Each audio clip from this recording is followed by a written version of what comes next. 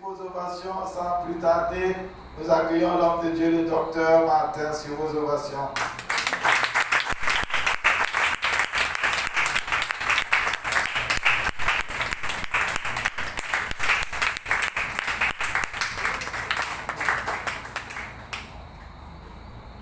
Gloire à Dieu, Amen. Amen. Nous remercions le Seigneur pour ce soir. Veuillez vous asseoir.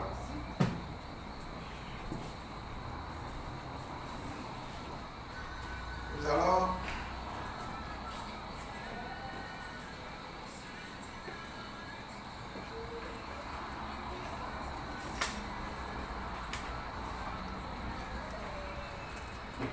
Amen, amen, amen, amen, amen.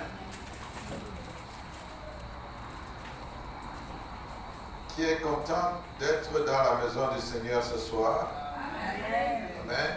Comme on dit, c'est toujours une joie d'être dans la maison du Seigneur. Et nous sommes tous pareils devant le Seigneur. Son amour pour nous est le même. Et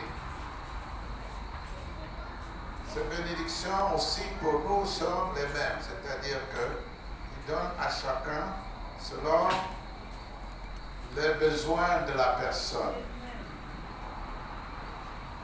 Je sais que ce séminaire a pour but de nous faire avancer, progresser sur une voie qui nous mène vers une bonne relation avec le Christ pour que nous puissions croître. Donc, croître dans le royaume de Dieu.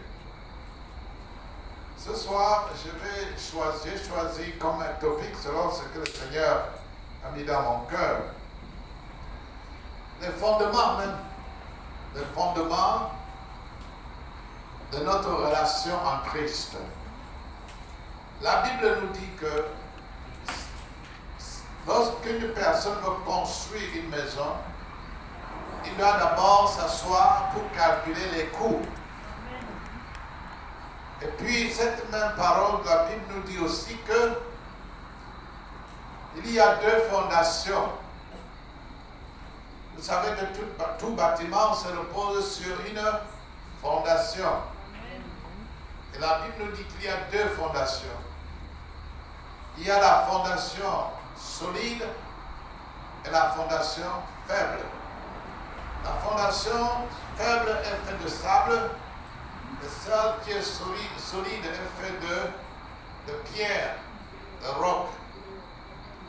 Et Jésus a promis que c'est sur la fondation solide qu'il bâtira son église. Et l'église de Jésus, ce ne sont pas des bâtiments. Quand il dit qu'il bâtira son église, ça veut dire qu'il attirera vers lui des êtres humains, des personnes. Et nous tous savons que l'église du Christ, ce sont des personnes. L'église corps du Christ, ce sont des personnes et non pas des bâtiments. Alors, l'une des fondations que Jésus nous a apportées, je veux dire que la plus grande fondation, c'est d'abord l'amour de Dieu. Nous en parlerons une autre fois, l'amour de Dieu.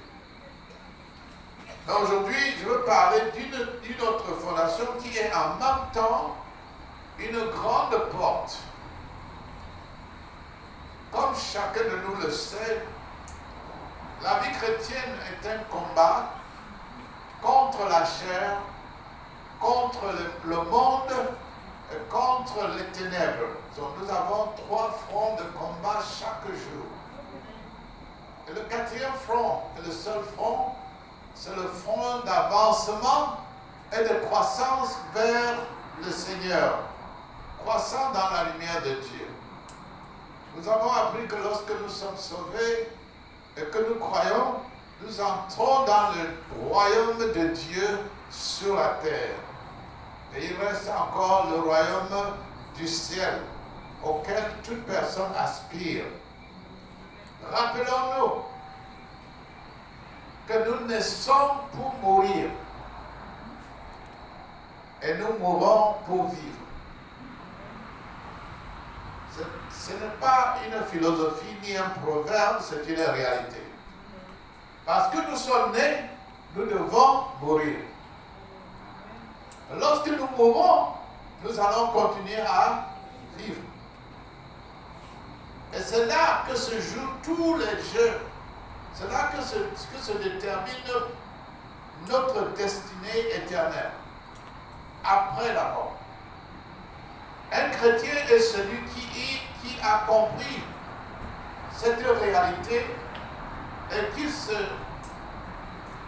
s'équipe pour avancer sur le chemin qui finit vers la mort pour vivre. Et nous savons que lorsque nous mourons pour vivre, la vie finale est éternelle. Et dans quel royaume? Nous avons le royaume de lumière que nous connaissons déjà, le royaume du ciel. Nous avons le royaume des ténèbres que nous connaissons aussi, qui a pour externe l'enfer. So, le Seigneur Jésus-Christ nous a préparés pour entrer dans le royaume de lumière, le royaume du ciel. Il nous a préparés en nous donnant certaines, comment on appelle ça, un style de vie ou bien certaines choses que nous devons suivre ou bien nous devons incorporer dans notre vie pour notre marche vers la vie éternelle au ciel. Je vais commencer par lire un passage, faire lire, s'il faut le dire, un passage biblique dans Matthieu chapitre 4. Matthieu chapitre 4, au verset 17. Dès ce moment, Jésus commença à prêcher et à dire: Repentez-vous, car le royaume des cieux est proche. Amen. Qu'est-ce que Jésus nous a dit? Repentons-nous. Il nous a dit de nous repentir. Qu'est-ce que cela veut dire, se repentir? Ça veut dire demander au Seigneur de nous pardonner, n'est-ce pas? Mais avant cela, de reconnaître que nous sommes pécheurs, de reconnaître que nous avons péché, de reconnaître que sans Dieu, nous restons pécheurs. Et si nous restons pécheurs, nous sommes esclaves à qui? À Satan, au monde des ténèbres. Nous sommes esclaves, enchaînés dans ce monde. La seule façon pour nous de nous détacher d'abord, c'est de nous repentir, reconnaître ces choses et invoquer le Seigneur Jésus-Christ, la lumière de Christ, demander pardon et procéder au changement. Parce qu'un pardon sans changement est une farce. On ne demande pas pardon pour le péché qu'on va commettre demain. On demande pardon pour les péchés qu'on a déjà commis. So, Jésus arrive dans un monde qui a failli. Un monde entre les mains des ténèbres. Un monde de chair. Un monde qui est dépourvu de lumière. Et il leur donne un premier secret. Il leur dit: repentez-vous pour entrer dans le royaume des cieux. Bon. Lorsque Jésus parle du royaume des cieux, c'est parce qu'il y a deux royaumes des cieux. Il y a le royaume de Dieu sur la terre, qui est toujours un royaume des cieux, et il y a le royaume du ciel, auquel nous aurons accès à la fin de notre vie. Je vais continuer par la prochaine étape. Plus tard, Jésus nous apprend à prier. Et dans cet apprentissage de prière, il nous laisse une phrase très puissante. Dans l'oraison dominicale, la prière du Seigneur Jésus, nous demandons à Dieu de nous pardonner. C'est pas vrai? Comment nous faisons quoi? Nous pardonnons aussi à ceux qui ont péché contre nous. Ah, lorsque nous nous sommes repentis, nous avons demandé à Dieu de nous pardonner, n'est-ce pas? Dans l'horizon dominical, Jésus avance d'un pas. Jésus avance d'un pas sur cette idée de pardon, de repentance. Il dit oui, nous pouvons changer. Mais pour avancer, il y a un autre élément qui manque. Lorsque Dieu nous pardonne, il le fait proportionnellement aussi au pardon que nous accordons aux autres. Plus tard dans l'évangile, Jésus va donner beaucoup de paraboles et des histoires concernant le pardon. Et il dit spécifiquement, nous allons lire Matthieu chapitre 6, versets 14 et 15. Si vous pardonnez aux hommes leurs offenses, votre Père céleste vous pardonnera aussi. Mais si vous ne pardonnez pas aux hommes, votre Père ne vous pardonnera pas non plus vos offenses. Amen. Frères et sœurs, la sagesse chrétienne et spirituelle se trouve dans la parole de Dieu. Et le Dieu que nous servons ne manque pas. Il ne manque pas. La plus grande partie des enfants de Dieu sont en enfer pour ça. Rien que ça. Alors qu'ils ont passé leur vie à demander pardon à Dieu, demander pardon à Dieu, demander pardon à Dieu, demander pardon à Dieu, mais ils n'ont jamais pu pardonner aux autres. Si nous trépassons, même avec un seul manque de pardon, même avec un manque de pardon, quelle que soit la justification que nous donnons, le Seigneur va dire, sorry, je ne peux pas vous pardonner sans que vous ayez pardonné aux autres. Donc le thème de ce soir tourne autour du pardon. Qui ici dans cette salle peut nous dire qu'ils n'ont jamais eu à pardonner quelqu'un? Ils n'ont jamais vécu des circonstances où ils ont été offensés et ils sont appelés à pardonner quelqu'un. Personne, sûrement, il y a inclus moi qui me tiens ici. J'ai tellement de gens qui m'ont offensé que si l'offense était le brique, je construirais 10 étages. Mais le drame de cette offense contre nous est un drame vraiment relatif.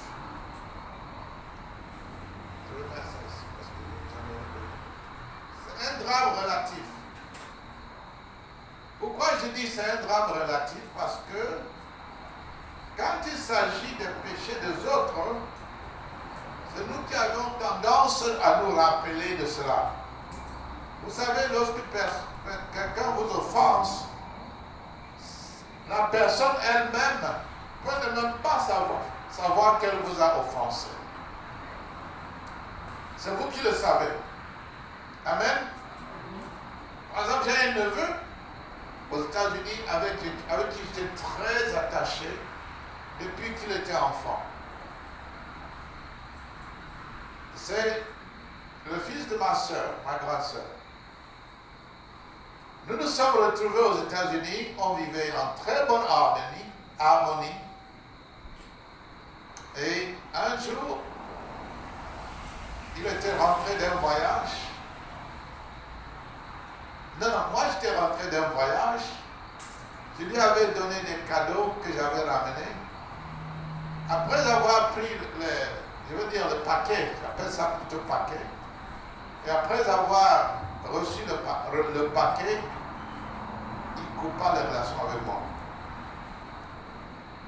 Il coupa les relations sans rien dire. Je l'appelais, il ne prenait plus. Je textais, il ne répondait pas. J'ai fait cela pendant 1 an. Après un an, je lui ai demandé, si j'étais offensé, pourquoi ne pas me dire ce que j'ai fait pour que je puisse demander pardon? Il n'a pas répondu à ça non plus. Bon. Donc, je sais que quelque part, je l'ai offensé, mais je ne sais pas en quoi je l'ai offensé. Parce que dans l'offense, ce n'est pas la justification qui importe, c'est la personne offensée qui détermine que vous l'avez offensé. C'est pas ça? Ce n'est pas vous qui déterminez. Vous pouvez dire un mot, vous supposez que c'est un bon mot, mais la personne prend ça mal. Donc, j'attends depuis 8 ans qu'ils me disent ce que je fais. Je suis même passé par les autres, mais rien. Bon, qu'est-ce que vous pensez dans de telles conditions? Vous allez vous dire que bon, je n'ai rien fait? Non. Vous allez devant le Seigneur avec la situation, n'est-ce pas? Vous dites, Seigneur, voilà la situation avec mon frère. Si j'ai tort dans cette situation, si ce n'est pas ma faute, je demande pardon. Mais si ce n'est pas sa faute, je vous demande de le libérer. Parce que le pardon, c'est la libération. Je peux utiliser le mot délivrance, mais on prend le mot délivrance comme une délivrance de force ténèbres. On peut l'appeler délivrance ou bien c'est la libération. Lorsque nous gardons en nous le pardon, cela est une chaîne qui nous rattache à l'autre personne. C'est pour ça que le Seigneur peut aussi dire que si nous allons au temple avec notre quoi? L'offrande. Quelque chose de bon que nous voulons remettre à Dieu, et qu'arriver là,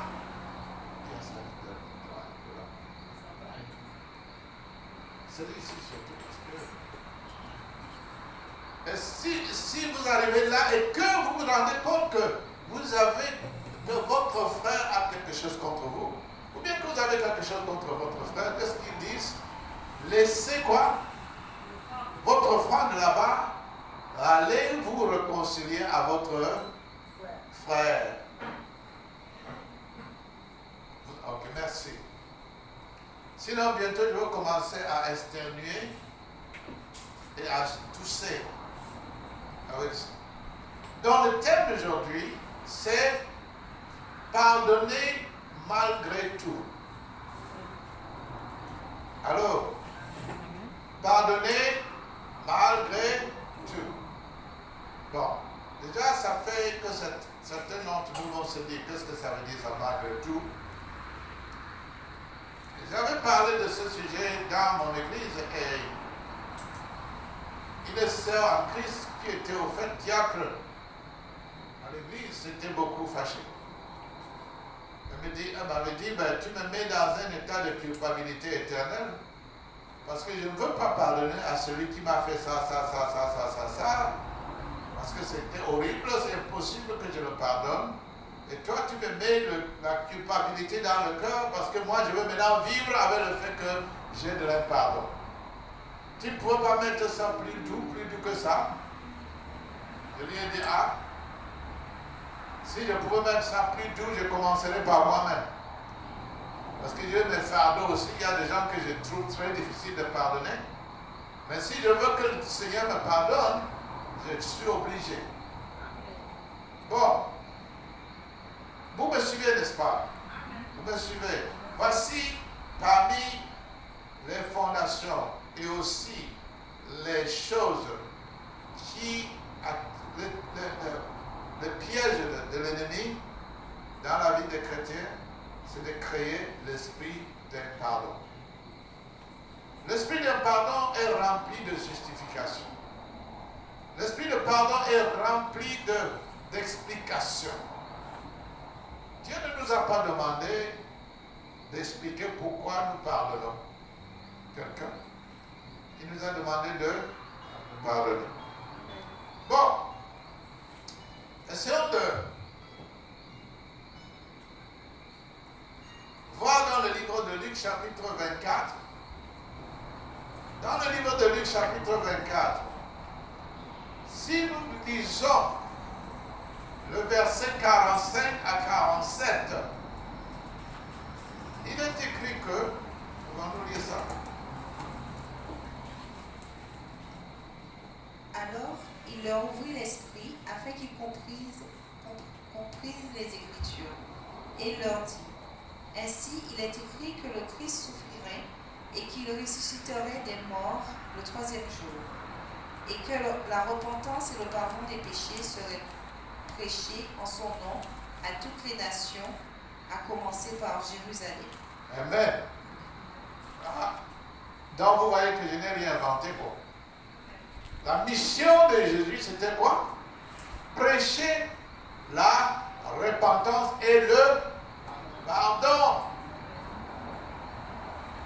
Donc méfions-nous d'aller écouter ceux qui disent qu'ils sont envoyés pour nous prêcher la prospérité, nous prêcher le bien-être, nous prêcher les bénédictions. Dieu a dit que oui, ça existe, mais ça vient après, pas en avant. Il a dit dans Matthieu 6,33 que nous devons chercher quoi d'abord? Le royaume de Dieu et sa justice. Et tout le reste, toutes nos ambitions, tous nos désirs seront accomplis. Donc, frères et sœurs, si Jésus est venu prêcher la repentance et le pardon de péché, qui sommes-nous pour dire que nous n'allons pas pardonner? Qui sommes-nous? Pardonner quelqu'un ne veut pas dire que vous lui faites du bien. Vous faites du bien à vous-même, n'est-ce pas? Nous faisons du bien à nous-mêmes. Demander pardon pour quelqu'un qui nous a offensés, c'est faire du bien à nous-mêmes. C'est un peu comme si nous étions deux personnes en train de nous noyer et la personne que nous devons pardonner a attrapé notre jambe. Nous sommes en train de nager, mais il nous tire sous l'eau. Et lorsque nous le pardonnons, qu'est-ce qui se passe? Il relâche notre jambe. Nous nageons. Donc, refuser de pardonner n'a pas sa place ni dans la parole de Dieu, ni dans le royaume des cieux. Je dis cieux, ça veut dire le royaume de Dieu sur la terre et le royaume du ciel où nous allons vivre éternellement. Il leur dit, prêchez la repentance. Prêchez le pardon de péché au nom à toutes les nations. Pas seulement à certaines personnes. S'il y a quelqu'un dans cette salle qui n'a pas besoin de pardonner qui que ce soit, qui n'a jamais été offensé, il est temps de sortir. Vous pouvez partir parce que vous n'avez pas besoin de cet enseignement. Et comme je sais qu'il n'y a personne, moi inclus, nous sommes tous dans le même bateau, n'est-ce pas? Amen. Avec le pasteur, nous sommes tous dans le même bateau. Donc, frères et sœurs, voici l'ordonnance du Seigneur Jésus-Christ que nous suivons. Si nous proclamons que nous sommes ses disciples, un disciple c'est celui qui apprend du maître et il fait la volonté du maître. Amen. Si nous disons que nous sommes ses disciples et que nous refusons de pardonner, nous sommes contre sa volonté. Amen. Donc, qu'est-ce qu'un pardon? Au fait, le pardon en réalité, c'est ouvrir une porte qui était fermée contre quelqu'un à cause de son péché contre vous. Vous le libérez. Lorsque vous pardonnez quelqu'un, vous le libérez du péché qu'il a commis. Et vous vous rendez compte que vous étiez vraiment prisonnier de quoi? Lorsqu'on n'a pas pardonné, on est prisonnier de quoi? De l'impardon. Nous sommes prisonniers. Quel que soit le niveau de notre chrétienté, quel que soit le niveau de notre foi, quelle que soit la puissance en Dieu qui est en nous, s'il y a l'impardon, nous sommes prisonniers. Très sûr. Vous comprenez que pardonner à quelqu'un ne veut pas dire qu'on va revenir l'embrasser. Parce que vous pouvez pardonner à quelqu'un qui continue à vous vouloir, à vous en vouloir, c'est ça? Qui continue à vouloir vous faire du mal. Mais vous le pardonnez. Et vous évitez trop de proximité, quoi. Parce qu'il va toujours vous faire du mal. Jésus nous a donné un exemple de pardon. Même sur la croix. Vous reconnaissez ce qu'il a dit au brigand. N'est-ce pas? Vous connaissez ce qu'il a dit à Dieu concernant ceux qui le crucifiaient. Il a pardonné 2 fois sur la croix. Dernière fois, il a dit, Père, pardonne-les car ils ne savent pas ce qu'ils font. Nous suivons ça quand même. Pardonne-les, ils ne savent pas ce qu'ils font. Vous pensez que le juif savait qu'il ne savait pas ce qu'il faisait? Non. Jésus a été crucifié, condamné par le juif, crucifié avec l'utilisation de l'armée romaine. Mais le juif qui était le grand prêtre de Sanhédrin, de membre du Sanhédrin, savait bien ce il pensait qu'il faisait du bien à Dieu et à César. Et Jésus dit, non, ils ne savent pas ce qu'ils font. Car s'ils savaient ce qu'ils faisaient, ils ne me crucifieraient pas. Ça, c'est le pardon, le pardon que Jésus demande pour toute une nation. Maintenant, ce même Jésus sur la croix, il demande à Dieu de pardonner au brigand qui lui a demandé, Seigneur, rappelle-toi de moi quand tu seras dans ton royaume. Jésus l'a pardonné. Il lui a dit, je te dis aujourd'hui, tu seras avec moi au paradis.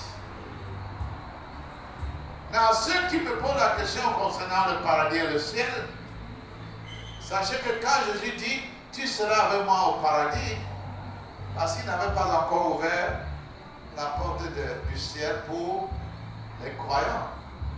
Puisque quand il meurt, il va passer 3 jours au séjour des morts pour délivrer quoi? Les captifs.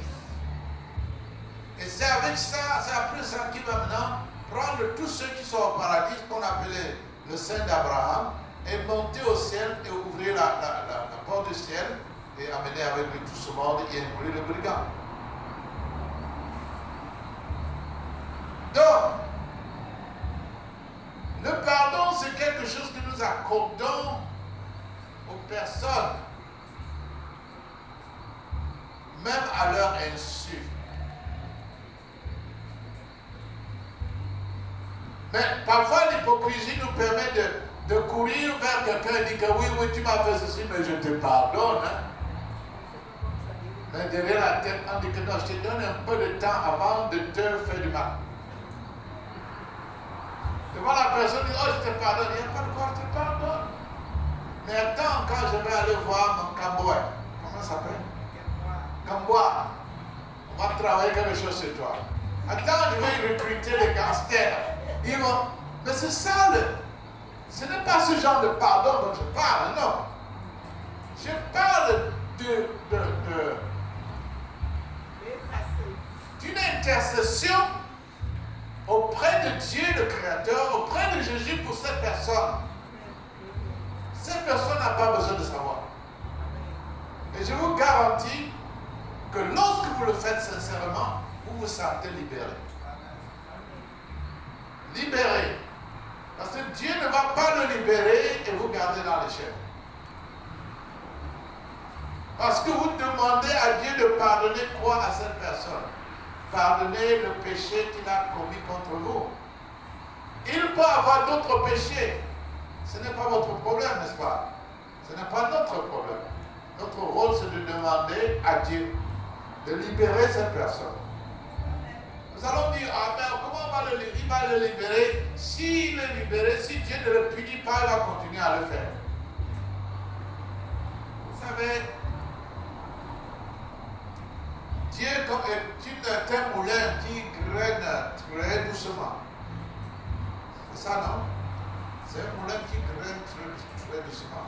Parce que ce n'est même pas à nous de demander à Dieu de punir quelqu'un. C'est pas à nous. Dieu a dit que le jugement appartient à qui? À lui.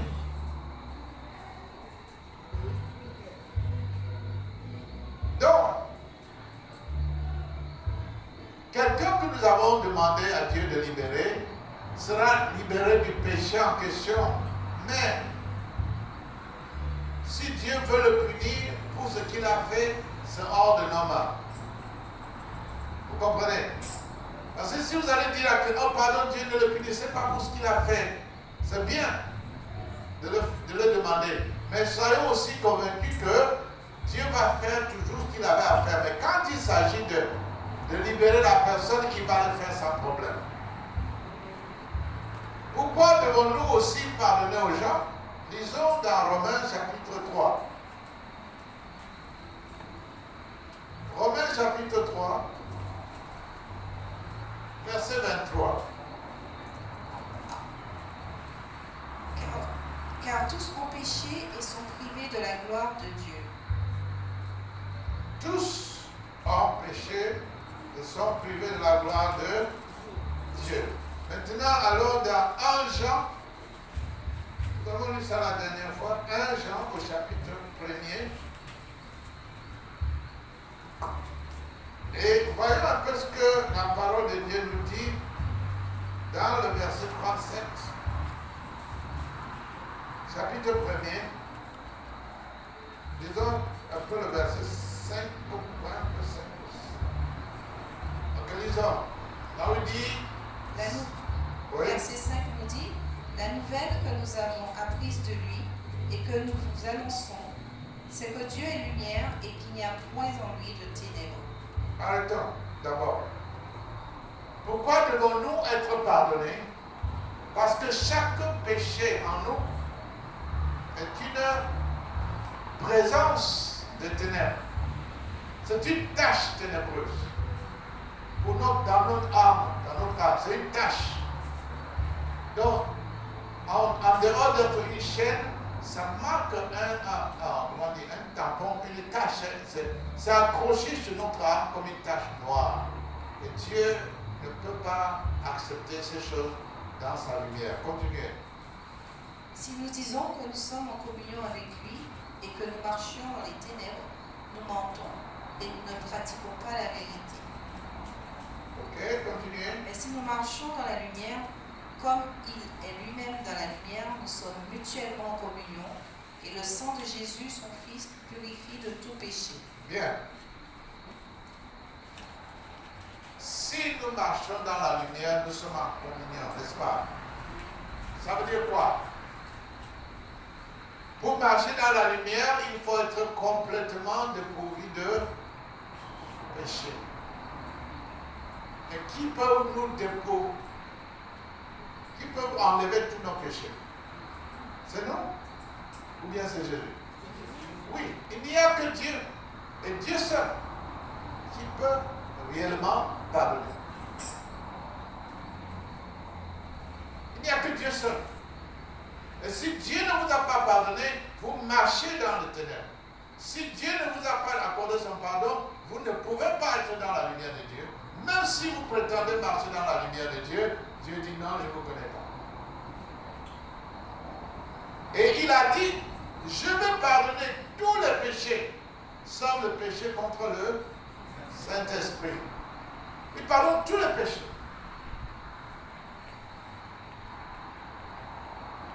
Dieu a parlé à une soeur qui voulait se tuer. Il dit que mes péchés sont trop grands. Dieu ne peut jamais me pardonner. Je lui ai dit, mais si tu adores le vrai Dieu, tu dois connaître la parole qu'il a dit qu'il pardonne tous les péchés, sans le péché contre le Saint-Esprit. Et dans la Bible, nous reconnaissons qu'il y a le péché contre le Saint-Esprit. Un exemple, Jésus n'avait pas précisé lequel, mais il y a un péché contre le Saint-Esprit. Ça se trouve où dans la Bible? Ça se trouve dans le livre des Actes des Apôtres, au chapitre 5. L'histoire de Ananias et Saphira. Vous connaissez l'histoire. Voilà. C'est là où Ananias et Saphira ont péché contre le Saint-Esprit, et le Saint-Esprit les a frappés de mort. Je vous ai raconté, je crois, ici, là, l'histoire de la femme qui était leader dans l'église, qui avait le don de prophétie. Vous vous rappelez ce qu'on avait dit, non? Elle avait le don. C'était ici ou bien c'était là-bas? C'était là-bas? Ah, d'accord. Il y a une sœur qui avait donné son témoignage après être mort et renvoyée. Et selon son témoignage, elle était une grande prophétesse dans une grande église. Au fait, dans une grande église, née de nouveau. Et elle donnait des prophéties précises. Alors tout le monde venait vers elle. Mais ne se sentant pas satisfaite, elle avait commencé à envier les autres membres de l'église à qui Dieu avait donné le don de guérison et le don de délivrance. Alors ces gens priaient pour les gens étaient guéris et ils étaient délivrés. Mais elle ne pouvait pas prier pour les gens pour que ces personnes soient délivrées ou guéries. Alors elle avait commencé à se fâcher contre le pasteur de l'église en disant, voilà, je veux aussi prier pour les gens. Et le pasteur lui dit, non, ton don c'est le don de prophétie. Continue à prophétiser. Elle aussi avait dans sa maison un groupe de prière qui se réunissait dans sa maison. Alors un jour où les gens devaient venir chez elle pour prier, elle s'était mise à genoux, elle avait dit au Seigneur, je suis fatiguée d'être prophétesse. Je veux que tu me donnes le don de guérison et de délivrance. Je veux prier pour que les gens soient délivrés et qu'ils soient guéris. Le Saint-Esprit lui a dit non. Le don que je t'ai donné, ça suffit, c'est bon. Elle a dit voilà, toi Dieu, tu es trop lent. Je sais que si je demande ça à Satan, il va me le donner immédiatement. Il a dit non, je veux demander ça à Satan. Alors le Saint-Esprit a crié, fais-moi sortir de cette femme. Elle est tombée raidement sur place. Donc les membres du groupe de prière sont arrivés chez elle, on l'a trouvée au sol à genoux morte.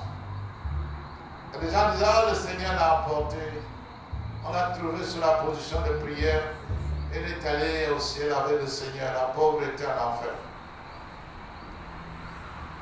Le Seigneur lui a dit, je t'accorde une deuxième chance. Ne pêche plus contre le Saint-Esprit. On lui a redonné la vie. Elle a passé son temps à donner le témoignage. Elle avait perdu le don de prophétie aussi. Elle était devenue simple chrétienne, mais donnait des témoignages. C'est pour ça que le Seigneur nous dit, ne faites rien par ambition personnelle. Lorsque vous servez le Seigneur avec des ambitions personnelles, vous ne servez pas le Seigneur. Vous êtes en train de vous servir en utilisant le nom du Seigneur. Si Dieu vous dit asseyez-vous, asseyez-vous. Mettez-vous debout, mettez-vous debout. C'est dans l'obéissance qu'on connaît au service du Seigneur. Alors, la plupart des gens qui ont un problème avec la volonté de Dieu dans leur vie ont tendance à penser qu'ils sont plus meilleurs que les autres, qu'ils sont plus proches de Dieu que les autres, qu'ils sont beaucoup de choses. C'est pour ça que quand cela nous envahit, parfois on a du mal à pardonner. On a du mal à s'élever. Parce qu'on se dit, ce n'est pas ma faute, c'est la faute de l'autre. Donc, nous allons continuer la lecture. C'était au verset 7. Disons au verset 7. 1 Jean chapitre 1, verset 7. Il nous dit,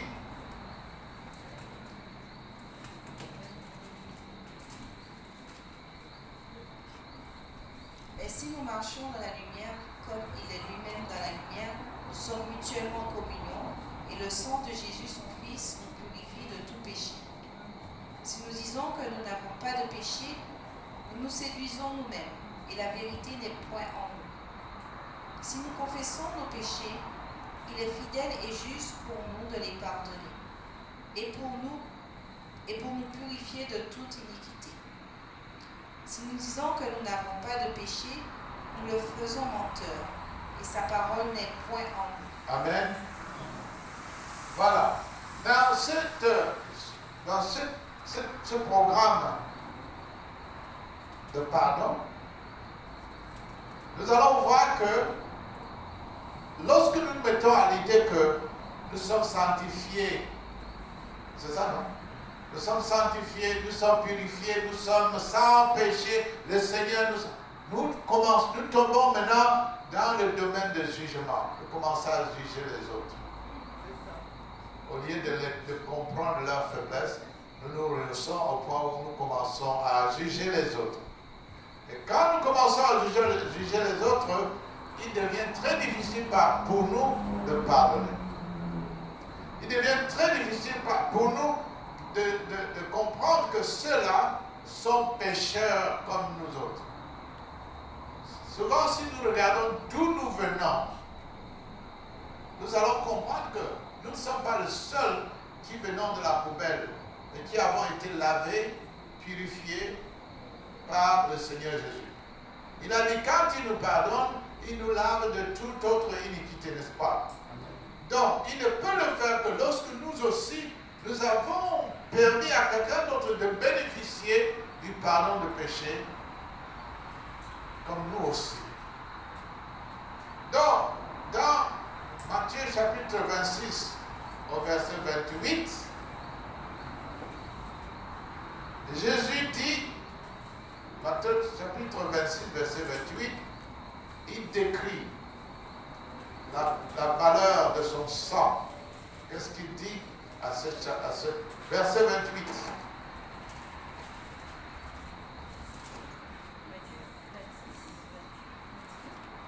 Oui. Car ceci est mon sang. Car ceci est mon sang. Car ceci est mon sang, le sang de l'alliance, qui est répandu pour plusieurs dans la rémission des péchés. Voilà. Ceci est mon sang. Le sang de l'alliance qui a été versé pour le pardon des péchés. Aujourd'hui, beaucoup de personnes ont oublié l'objectif du sang de péché. Le sang de Jésus. Le sang de Jésus n'avait pas été donné pour nous couvrir, sang de Jésus, sang de Jésus, sang de Jésus à tout moment. C'est un sang sacré qui a pour rôle premier de nous purifier, de nous pardonner. Donc, sachant que pour bénéficier du sang de Jésus, nous devons prier pour que les autres en bénéficient aussi. Donc, deux choses dont je suis en train de parler ce soir, la repentance et quoi? Le pardon du péché de l'autre. Nous sommes très rapides à demander à Dieu de nous pardonner. Mais savons-nous pardonner aux autres? Ce que je veux faire maintenant, c'est vous parler un peu de ce que nous appelons les dimensions de pardon. Je regarde là. Il y a un peu de temps. 3 minutes. Je crois que je peux faire le marathon. Ok. Il y a ce que nous appelons les dimensions du péché. Du pardon du péché. Les dimensions du pardon du péché sont importantes. Parce que si vous regardez bien, vous verrez que toute personne qui va au ciel est sans péché. Je dis bien, toute personne qui va au ciel est sans péché, par la grâce de Dieu. Pourquoi est-ce qu'un être humain, comment je dirais, est-ce qu'un être humain peut être sans péché? Pourquoi, comment et pourquoi? Comment l'être humain peut être sans péché?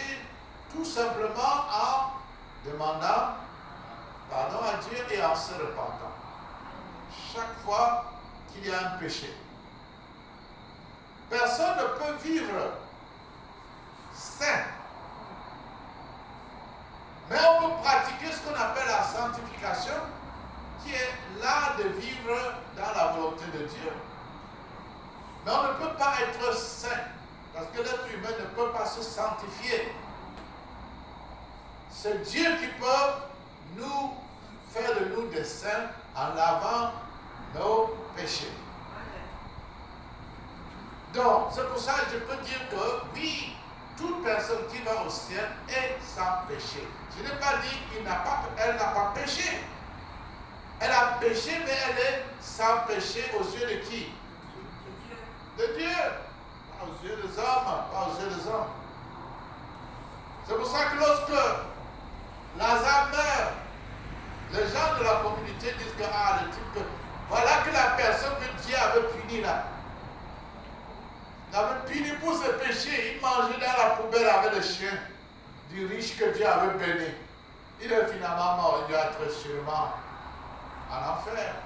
Parce qu'en ce temps-là, chez les Juifs, Dieu bénissait les gens sur la terre et punissait les méchants sur la terre. Selon l'Ancien Testament. Alors, lorsque Lazare meurt, sûrement, personne ne peut penser qu'il est au ciel, qu'il est au paradis, je veux dire, qu'il est au ciel d'Abraham, à cause de sa misérable vie. Aujourd'hui, nous avons tendance à penser de la même manière. Voir qu'à l'église, les chrétiens qui sont bénis, qui ont des richesses, qui ont tout ça, nous pensons que Dieu ne bénit plus que nous. Absolument pas. Dieu ne nous bénit pas. Je veux dire quoi? Dieu ne nous bénit pas parce que nous sommes saints. Il nous bénit parce que dans la destinée qu'il avait faite pour nous, il nous avait accordé cette grâce-là d'être bénis. Ce n'est pas parce que nous avons mérité. Personne n'est béni parce qu'il mérite. Il est béni par la grâce de Dieu.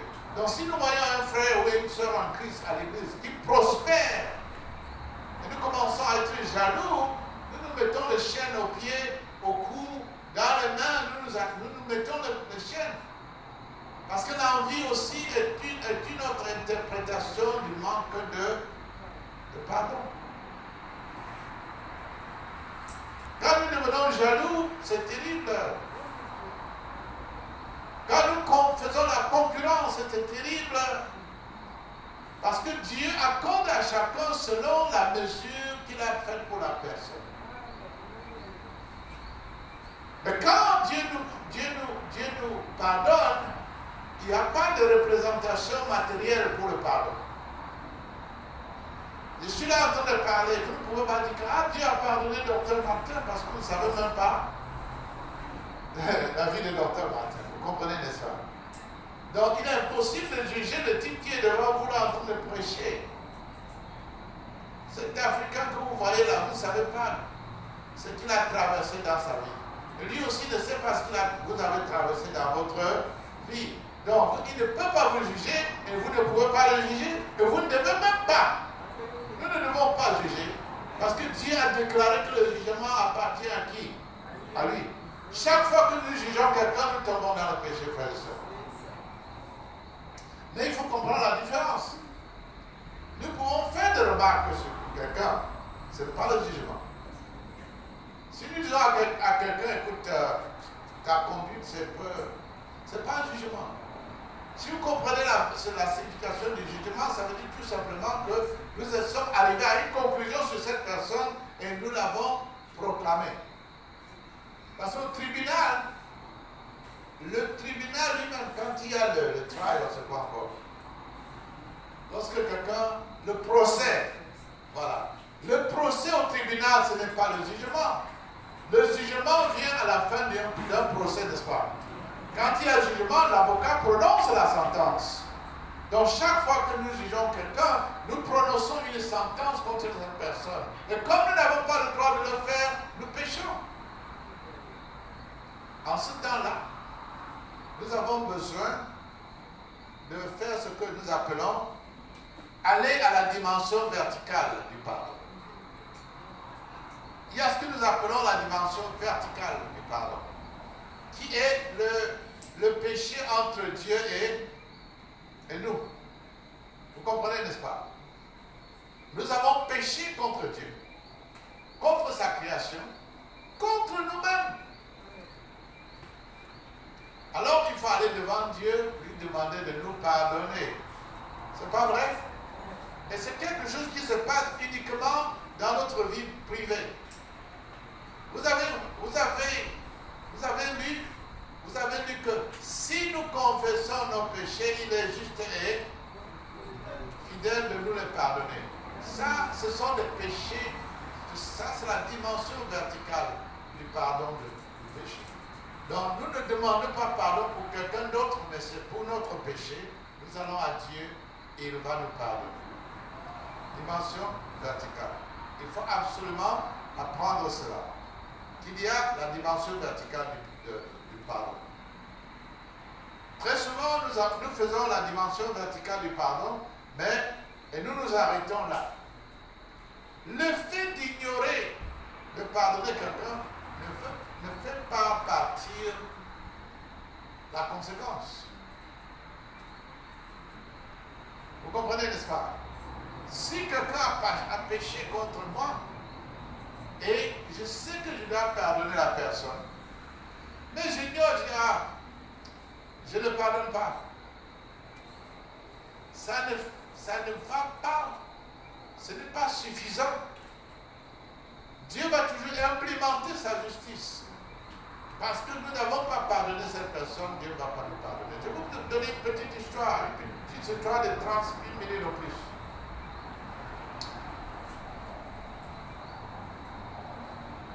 Aux États-Unis, j'avais un truck. Je ne sais pas qu'on appelle le truck ici. C'est un truck de l'eau. C'est 4x4. Le Suburban Trucks. Le gros machin là. 8 cylindres. Bon. Je l'avais acquis de la manière suivante. Et vous allez voir où est le problème. J'avais une vanne pour ma famille. Et mon beau-frère avait ce truck-là. Et un jour, sa femme appela ma femme pour lui dire, écoutez, nous voulons vous donner ce truck en échange de votre van. La van, c'est quoi? C'est toujours une voiture, non? Avec 6 places. Oui, c'est combien de places encore? 7 places, voilà. Donc, on a demandé à ma femme, écoutez, on voudrait vous donner ça. Nous voulons vous donner votre truck en échange de votre van. Notre van a un moteur de 6 cylindres, le truck a un moteur de 8 cylindres.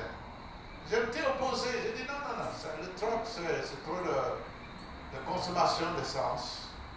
Alors que la van, ça nous arrange, on n'a pas besoin de ça. Mais ils nous avaient convaincus. Alors, finalement, vous savez, l'homme c'est la tête, mais la femme c'est quoi? C'est le cou. Je vous dis ça la dernière fois que j'étais ici, n'est-ce pas? L'homme c'est la tête, mais la femme c'est le cou. Ça veut dire quoi? Si vous voulez tourner votre tête, entretenez bien votre cou. Sinon, si le cou là s'arrête, vous ne pouvez dire non, tu ne bouges pas.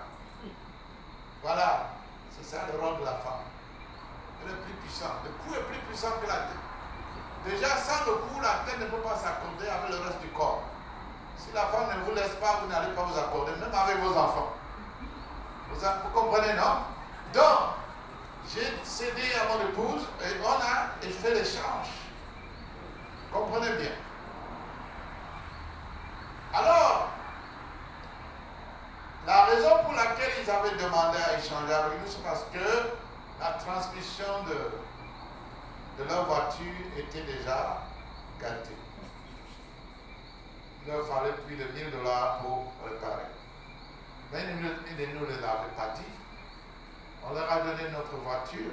Et 2 jours après, ils ont vendu notre voiture. Et nous, on a connu cette voiture, ça nous a laissé en route. Et je leur ai dit, mais vous saviez que c'est quartier, pourquoi vous avez fait ça? Oh non, on ne savait pas. Mais je savais qu'ils savaient. Nous avons donc dépensé pour réparer la transmission. Maintenant que la voiture commençait à fonctionner, ils nous ont demandé, ok, nous voulons notre voiture parce que notre voiture était plus chère que la vôtre. Vous comprenez? Alors, bon, j'ai dit à mon épouse, je vais mettre cette voiture au garage, je ne vais pas la conduire, mais je ne leur rends pas la voiture. Alors, ils étaient membres dans mon église. Vous comprenez qu'il ne faut pas amener le problème familial à l'église, n'est-ce pas? Et ils ont commencé à très mal parler de nous. On a volé leur voiture, mais ils ne disaient à personne qu'on avait fait l'échange. Alors je suis allé, j'ai dit à Dieu, pardonne-le. Pardonne-le. La voiture est encore dans mon garage. Jusqu'aujourd'hui, nous parlons de quelque chose qui date de près de 15 ans. La voiture est là. Je l'ai oubliée. Bon. Je les ai pardonnés sûrement. Ils ne nous ont pas pardonnés. Ils ont commencé à dire beaucoup de choses contre nous. C'était la soeur, la petite soeur, la grande soeur. Moi j'ai dit je ne me mêle pas de ça. Alors, un jour, le Seigneur me dit, hé Martin, si tu meurs aujourd'hui là, tu ne vas pas venir, tu ne viens pas au ciel. Je dis, hein? Il dit oui. Si tu meurs aujourd'hui là, tu ne vas pas au ciel. J'ai dit, pourquoi Seigneur? Parce que tu as l'impardon dans ton cœur. J'ai dit, moi le pardon. Il dit, oui. Il me dit, tu n'as pas bien appris quelque chose sur le pardon. J'ai dit, qui est-ce que je n'ai pas pardonné? Dis-moi. Il me dit, tu n'as pas pardonné telle personne. C'était mon beau-frère et sa femme. J'ai dit, comment? Je vous ai demandé de le pardonner. Il dit, oui, mais tu as passé trop de temps à parler mal, parler de ce qu'ils t'ont fait. Ils m'ont escroqué. Il dit qu'en rabâchant les mêmes choses, en disant aux autres ce que l'autre vous a fait, vous développez encore l'impardon. Vous comprenez? Il a dit, si vous pardonnez à quelqu'un, arrêtez de dire tout ce que la personne vous a fait. Arrêtez. C'est comme ça que j'étais choqué. Alors, c'est très difficile de ne pas dire ce que quelqu'un d'autre, le mal que quelqu'un d'autre nous a fait, quoi. C'est très difficile. C'est aussi très difficile de dire le bien qu'on vous a fait. C'est pas vrai? Passez du temps en journée avec une personne, vous allez entendre que lorsqu'elle parle des autres, dans 10 choses qu'elle va dire, il y a 8 qui sont les mal que les autres ont fait. Mais ils ne vont pas dire le bien. C'est un combat que nous devons mener. Ça fait partie de ce que nous appelons les portes. Je voulais te dire ça. Ça fait partie des portes. C'est l'une des portes la plus béante, la plus grande que Satan emprunte tout le temps. Seigneur, il ne peut pas entrer, c'est parce qu'il a l'impardon dans le cœur. Je ne sais pas si vous voyez là où je parle. Donc, quand nous pardonnons à quelqu'un, nous l'amenons au Seigneur, nous demandons au Seigneur de le libérer, nous cessons de parler de ce que la personne a fait. Sauf si nous sommes dans l'obligation d'en parler. Nous ne faisons pas de cela quelque chose qui doit être répété chaque fois. Donc,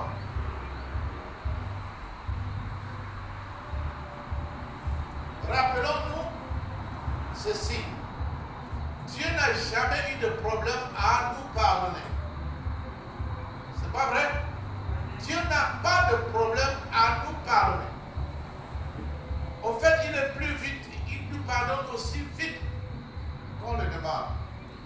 Mais il a des problèmes lorsque nous ne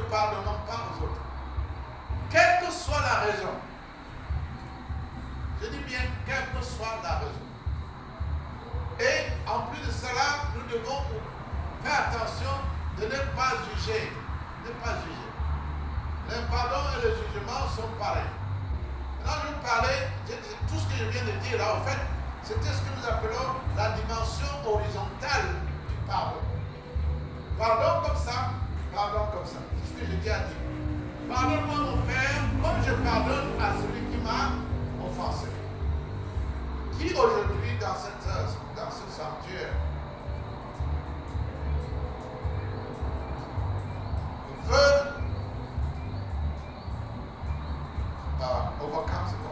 surmonter l'impardon? Si quelqu'un dans cette salle, vous n'avez pas besoin de montrer le doigt, car je sais qu'il y a beaucoup qui sont coupables. C'est pas vrai? Il y a beaucoup qui sont coupables, inclus-moi. Nous sommes tous coupables de l'impardon. Nous aimons, parfois les gens sont excités de n'avoir pas pardonné aux autres. Ah, je veux lui montrer, lui là. Bon, mais qu'est-ce que la Bible nous dit? Disons Colossiens, chapitre 3. Colossiens chapitre 3 à partir du verset 13 à 14.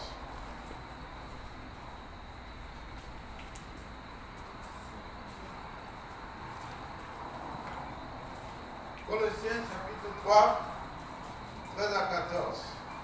Supportez-vous les uns les autres, et si l'un a sujet à se plaindre de l'autre, pardonnez-vous réciproquement. De même que Christ vous a pardonné, pardonnez-vous aussi.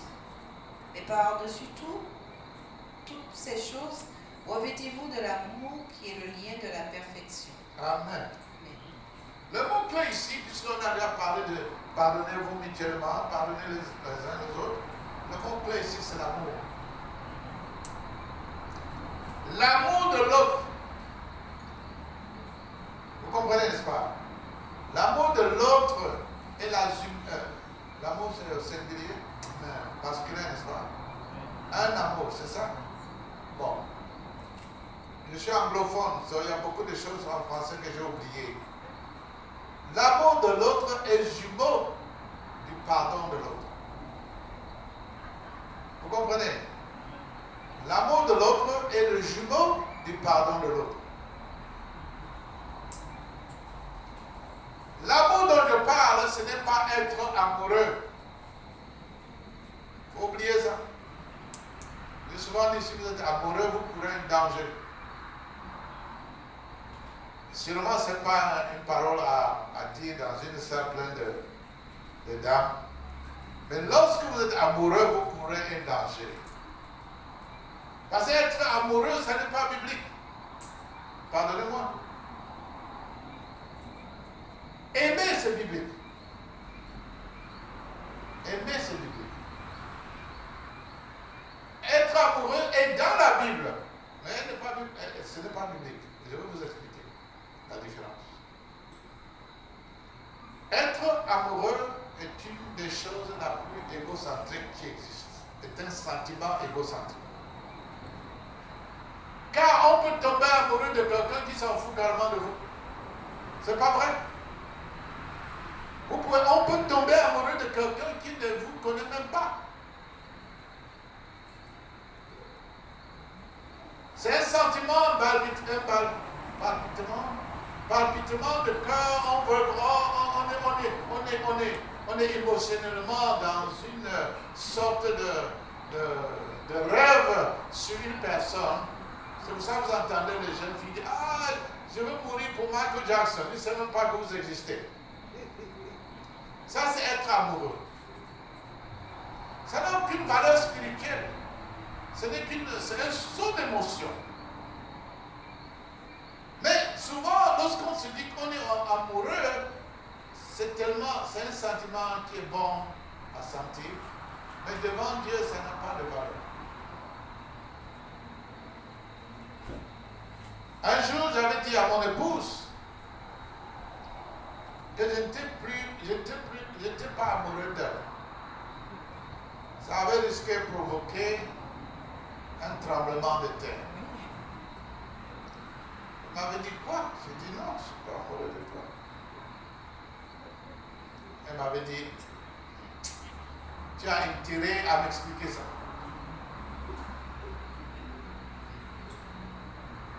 Je lui ai dit, tu te rappelles le jour où tu m'avais regardé, tu m'avais dit, oh Martin, je ne savais pas que tu avais un si gros nez. Elle a dit oui, je me rappelle. Il dit, c'est le jour où tu as cessé d'être amoureuse de moi. Et je lui ai expliqué ceci. Quand tu aimes quelqu'un, c'est le niveau supérieur à être amoureux. Vous l'acceptez tel quel. Vous commencez à tolérer tout ce qui est sur la personne. Vous cessez de voir la personne, de vous voyez comme une référence. Donc ça, c'est l'homme ou un être humain doit dépasser le être amoureux et vivre l'amour. C'est l'amour qui est divin. Aimer quelqu'un sans être amoureux de la personne donne sens à une relation très durable. C'est pour ça que vous voyez que les frères et les frères qui s'aiment, les frères et les sœurs qui s'aiment, les parents, les enfants qui s'aiment, ils ne disent pas je suis amoureux de mon père, ou je suis amoureux de ma mère, ou je suis amoureux de ma soeur, ou je suis amoureux de mon frère. J'aime mon frère, j'aime ma soeur, j'aime mon père, j'aime. Ça veut dire que si mon père, ma mère, mon frère, ma soeur est dans le problème, si commet de fautes graves, je dois dépasser ça et le pardonner. Voilà l'amour de Dieu. Voilà l'amour qui est biblique.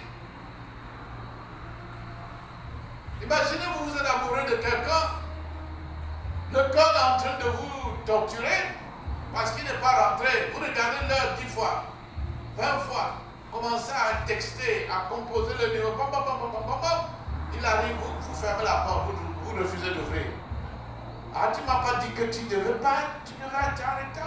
Où est-ce que tu étais? Voilà ce qu'est être amoureux fait. L'amour vous rend folle et vous fou.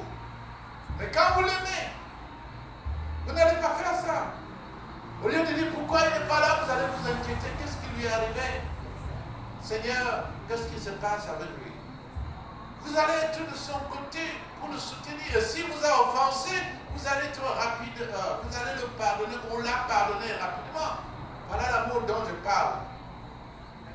Soutenez-vous mutuellement et aimez-vous les uns les autres. C'est ça qui entraîne le pardon. Pour vraiment pardonner aux autres, il faut développer l'amour des autres, qui est la tolérance et l'acceptance. Ça ne veut pas dire que vous embrassez tout ce que la personne fait. Ça veut tout simplement dire que vous comprenez que cette personne est pécheur, cette personne a des défauts, cette personne est faible, cette personne peut faire du mal et il est à moi de soutenir cette personne dans ma prière, dans mon cœur et de le pardonner. Quand vous atteignez ce niveau-là, vous avez fait un grand pas sur le chemin de la croissance spirituelle et même de la sanctification. Donc être un chrétien et ne pas pardonner, ce n'est pas excusable. Devant Dieu, ce n'est pas acceptable. Vous ne pouvez pas dire que vous êtes chrétien devant Dieu, mais pas devant les hommes. Vous ne pouvez pas dire que je suis... Ah, il faut que j'accélère parce que... Mais, frères et sœurs, prenez l'amour de Dieu collé avec son pardon. Prenez l'amour du prochain collé avec le pardon au prochain. Et maintenant, pour finir, je vais vous parler d'une autre dimension du pardon. Ça s'appelle la dimension réflexive. C'est-à-dire un pardon qui se reflète à nous. Qu'est-ce que la Bible nous dit? Luc chapitre 6, verset 31. Luc chapitre 6, verset 31 nous dit: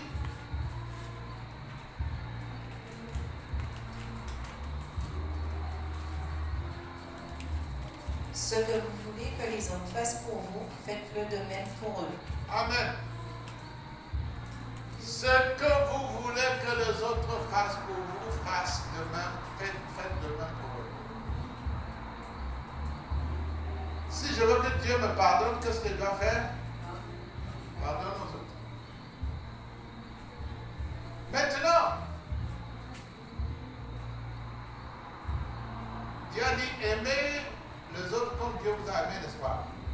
Pardonnez aux autres comme il vous a pardonné.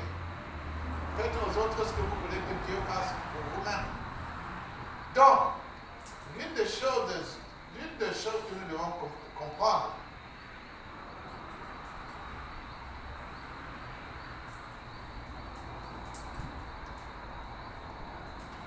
nous devons savoir que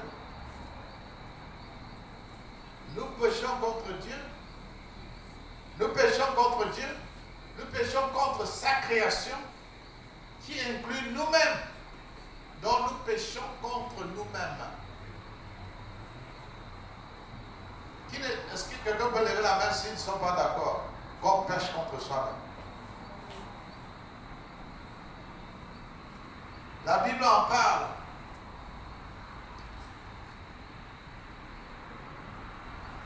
La Bible dit que le péché sexuel est un péché contre nous-mêmes.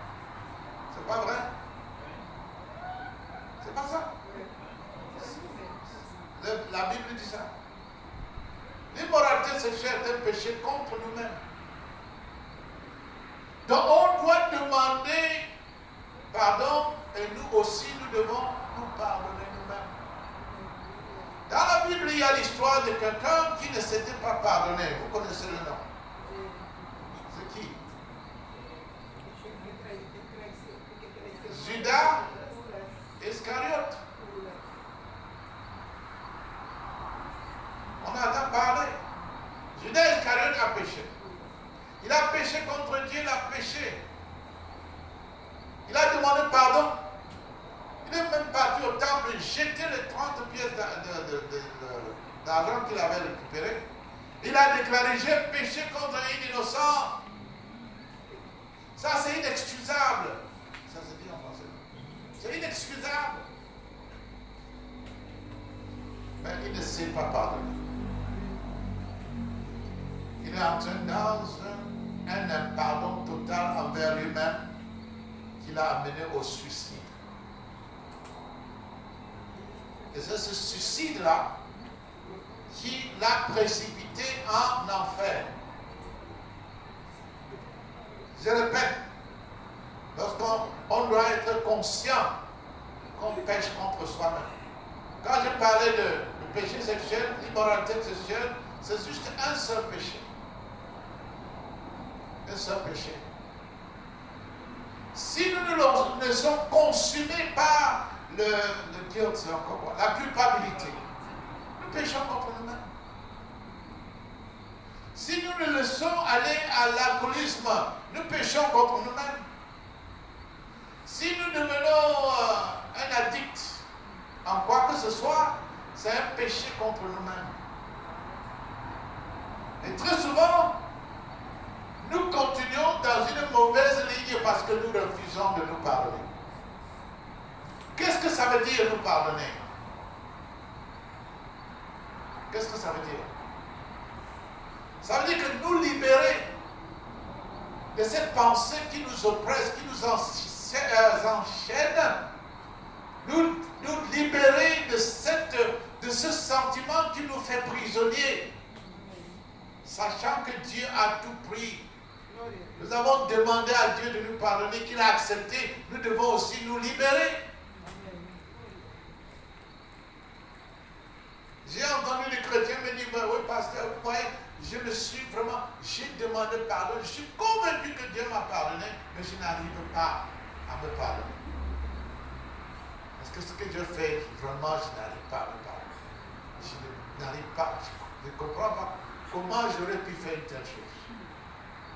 Comment vous ne comprenez pas pourquoi vous avez pu faire telle chose si vous savez que vous êtes pécheur?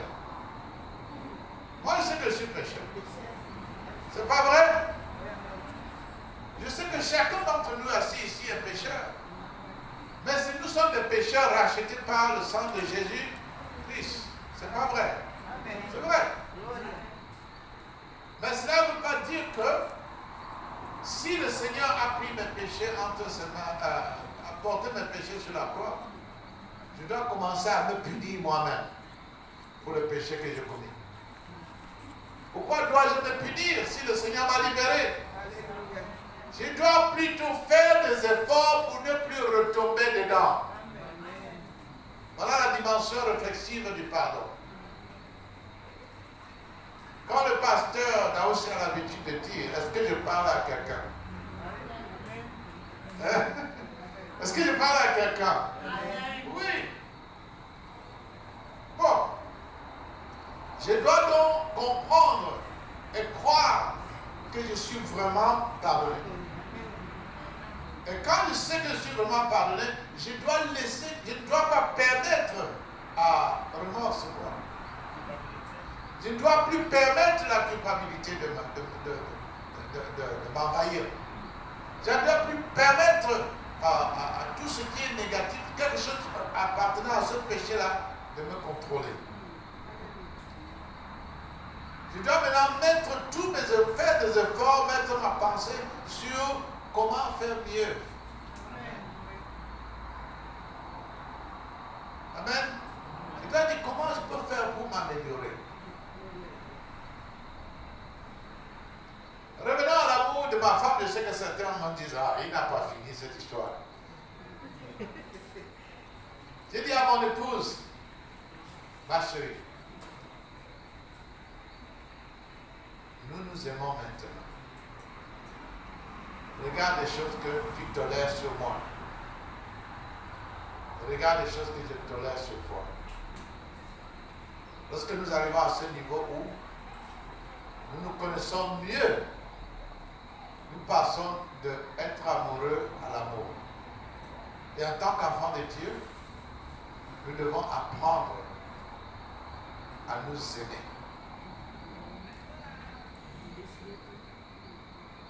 Nous n'allons pas dire que je ne sens rien contre sur la personne. Je ne sens plus rien sur toi. Ah, il est temps que je m'en aille. Je veux chercher encore quelqu'un pour exercer mon... Non. Frères et sœurs, essayez d'aimer, vous allez voir. Je dis, essayez d'aimer, pas de tomber amoureux. Essayez d'aimer quelqu'un. Je ne parle pas de l'amour de la famille, vous comprenez, n'est-ce pas? Parce que nous aimons déjà nos frères et sœurs, parents et tout ça. Je parle d'essayer de voir un inconnu en scène.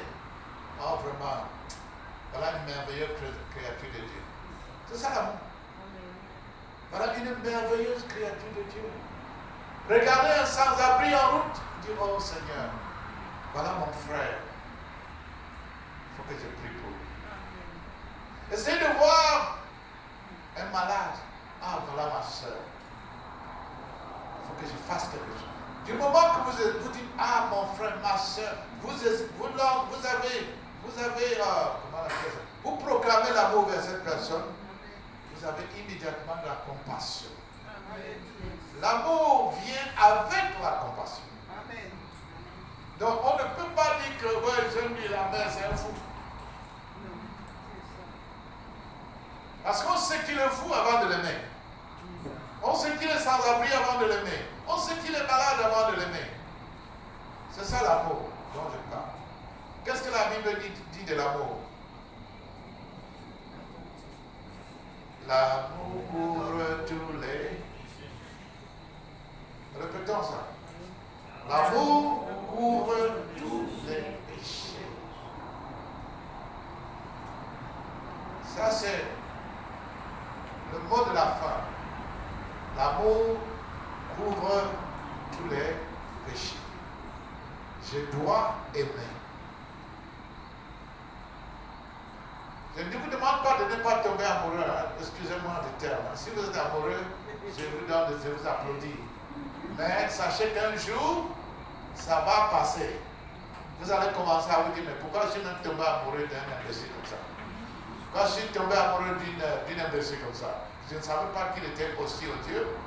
C'est là maintenant que l'amour va sauver la relation. Je ne sais pas si vous comprenez, n'est-ce pas? C'est là où l'amour va sauver la relation. C'est là où l'amour fait que nous aussi, quand on dit amour, on proclame les bénédictions. Nous aurons un enseignement sur les bénédictions. Donc, ce soir, nous avons parlé de ce pardon, de l'amour, de trois dimensions de pardon, verticale, horizontale et réflexive. Allons chez nous, voyons un peu là où nous sommes un peu faibles. Répandons-nous et travaillons dessus. Car dans le monde spirituel,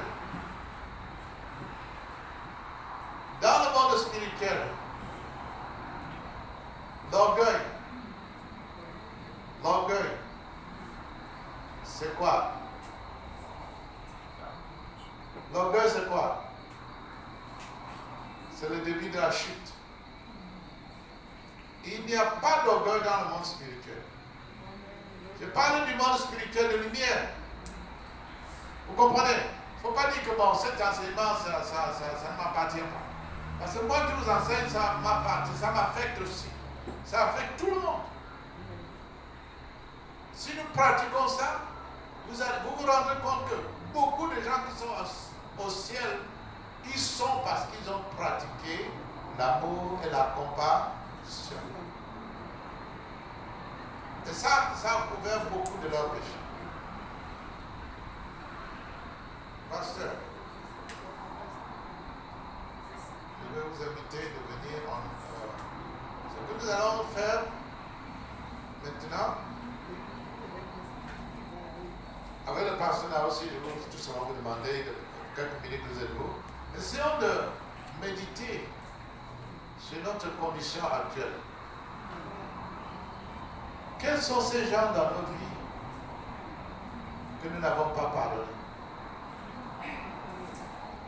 Ne voyons plus tellement ce qu'ils ont fait, voyons-les comme nos frères et sœurs là-bas.